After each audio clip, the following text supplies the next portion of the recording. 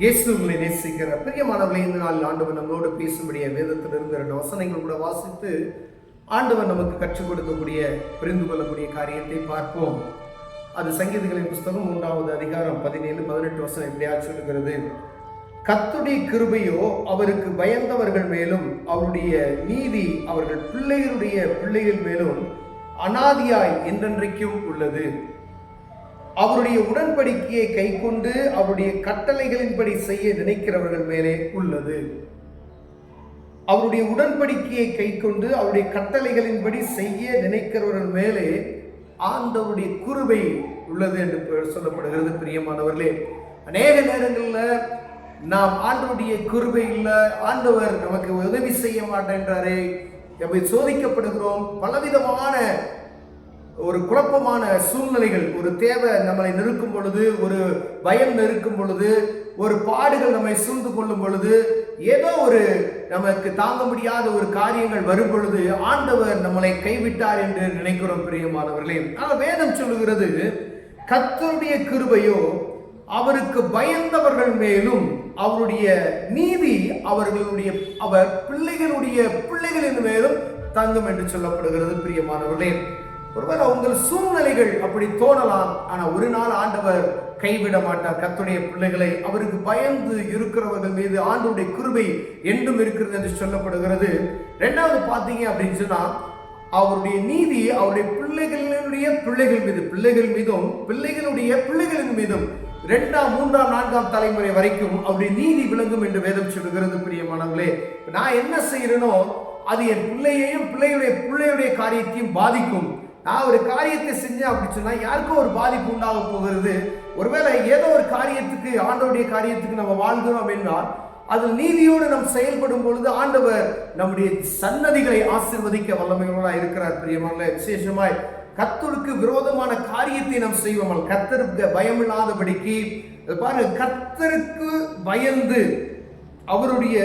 அவருக்கு பயந்தவர்கள் மேலதான் அவருடைய கிருபையும் அவர் பிள்ளையுடைய மேலையும் இருக்கு அப்படின்னு சொல்லப்படுகிறது வேதம். அப்ப பாருங்க, கர்த்தருக்கு பயம் இல்லாதபடி ஒரு ஊழியக்காரர் இப்படியாக சொன்னார்.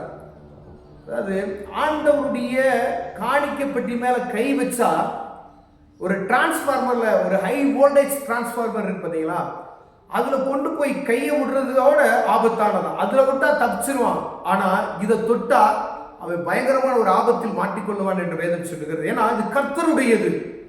கர்த்தருக்குரிய எந்த ஒரு பொருளும் வைக்க முடியாது. ஆண்டவர் சில பழைய ஏற்பாட்டின் காலத்துல இஸ்ரவேல் ஜனங்கள் சொல்லுவார், இந்த இடத்துல இது தீட்டுப்பட்டது, நீ எடுத்து வைக்காத அப்படின்னு சொல்லுவார். இது காணிக்க ஆண்டவருக்குரியது அப்படின்னு சொல்லுவார். ஆண்டவருக்குரியதான், மக்களுக்குள்ளது மக்கள் அப்படிதான் சொல்லுவார். ஒருத்தன் ஒரு பாளையத்துல ஒரு காரியத்தை எடுத்து ஒழித்து வச்சா குடும்பமே என்ன போச்சு, அழிஞ்சு போச்சு. பிரியமானவர்களே, கர்த்தருக்கு பயப்படுகிற பயம் எனக்குள் இருக்குமேனால் அப்ப இந்த எந்த ஒரு தவறுதலையும், எந்த ஒரு ஆண்டவருக்கு விரோதமான காரியத்தையும், ஆண்டவருடைய காரியங்களுக்கு விரோதமான காரியத்தை நான் செய்ய மாட்டேன். ஆண்டவருக்கு பயப்படுகிற பயம், அவர்தான் தெய்வம், அவருக்கு பயப்படுகிற பயம் நமக்குள்ள எப்பொழுது நுழைத்திருக்கணும். எப்ப பார்த்தாலும் இவங்களுக்கு வேற வேலையே என்னன்னு சொல்றாங்க பார்த்தீங்களா, அப்படி இல்லை.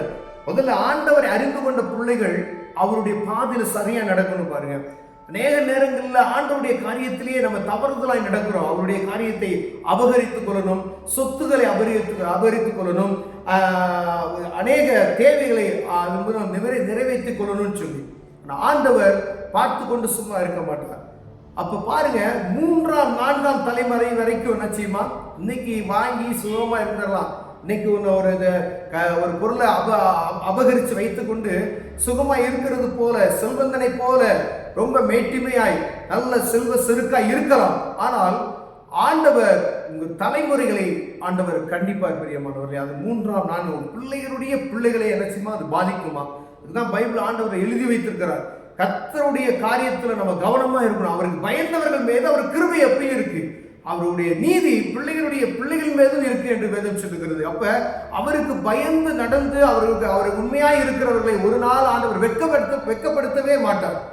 ஆனால் அவருக்கு அறிந்து கொண்டு, நான் ஆண்டவரை அறிந்து கொண்டு நான் துன்மார்க்கமான ஒரு காரியத்தை செய்வேன், ஆனால் ஆண்டவருடைய காரியத்துக்கு, சபைக்கு விரோதமாய், சபையில் இருக்கக்கூடிய காரியங்களுக்கு விரோதமாய், ஊழியர்களுக்கு விரோதமாய் என் கரத்தை எடுப்பேனா ஆண்டவருடைய கோபாக்கினை சன்னதி சன்னதியாய் பாதிக்கப்படும் என்று வேதம் சொல்லுகிறது. பிரியமானவர்களே, அவருடைய வல்லமையுள்ள கரம் எப்பொழுது என்ன செய்தான் பார்த்து கொண்டிருக்கு. அவருடைய கண்கள் பூமி எங்கும் உலாவிக் கொண்டிருக்கு. என்ன செய்தாலும், யார் என்ன சொன்னாலும் சரி, அவருடைய நீதி வேறு, மனிதனுடைய நீதி வேறு.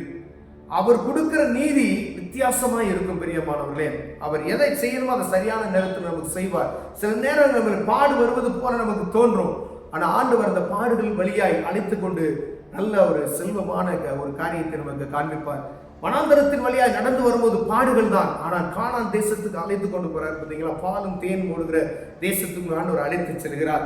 கர்த்தருடைய கிருபையோ அவருக்கு பயந்தவர்கள் மேல என்ன செய்யுமா எப்பொழுது இருக்குது வேதம் சொல்கிறது. பிரியமா, அப்ப ஆண்டவருக்கு பயப்படுகிற பயம் எனக்குள்ளும் உங்களுக்குள்ளும் இருக்கிறதா என்பதை முதல்ல பார்க்கணும்.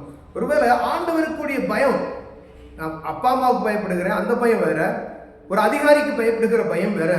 ஆனா வானத்தையும் பூமியும் படைத்த சர்வ வல்லமுள்ள தெய்வத்துக்கு பயப்படுகிற பயம் வேறு. இதெல்லாம் காட்டிலும் தெய்வ பயம் இருந்தாலே எந்த ஒரு தவறும் நம்ம செய்ய மாட்டோம்.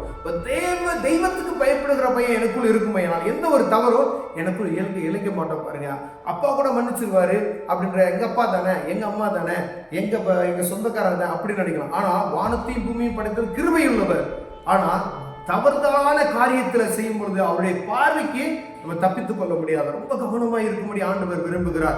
ஒரு ஆண்டவருக்கு விரோதமான காரியங்கள், ஆண்டவருக்கு விரோதமான அபகரிப்புகள், இப்படிப்பட்டதான காரியத்தில் ஈடுபடும் பொழுது அதை சார்ந்தவர்கள் எல்லாத்தையும் பாதிக்கும். அது உடந்தையா இருக்கிற யாரா இருந்தாலும் சரி, அவங்களெல்லாம் அது பாதிக்கும். பார்த்துங்க, ஆண்டவர் ஒரு நாளும் என்ன செய்ய மாட்டாரு, விடவே மாட்டார். தலைமுறை தலைமுறை அது கேட்கப்படும். ஒருவேளை இன்னைக்கு நமக்கு பார்க்கறதுக்கு நல்லா இருக்கிற மாதிரி தெரியும்.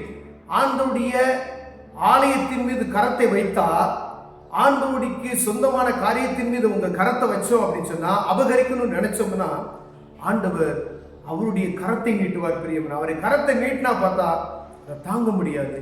ஒருவேளை அப்படிப்பட்ட காரியம் நமக்குள்ள இருக்குமே, நான் தேவ சமூகத்துல மன்னிப்பு கேட்டு ஆண்டவரை சரண்டர் ஆயிருங்க, ஆண்டவர் சமூகத்துல ஒப்புரவாயிட்டோம் அப்படின்னா ஆண்டவர் மன்னித்து கிருபை செய்கிறவராய் இருக்கிறார். பிரியமானவர்களே, கண்களை மூடுவோம். ஜெபம். அன்பின் தகப்பனே, உமக்கு பயப்படுகிறவன் மேல் உமது கிருபை இருக்கிறது என்று சொல்லியிருக்கிறீர்.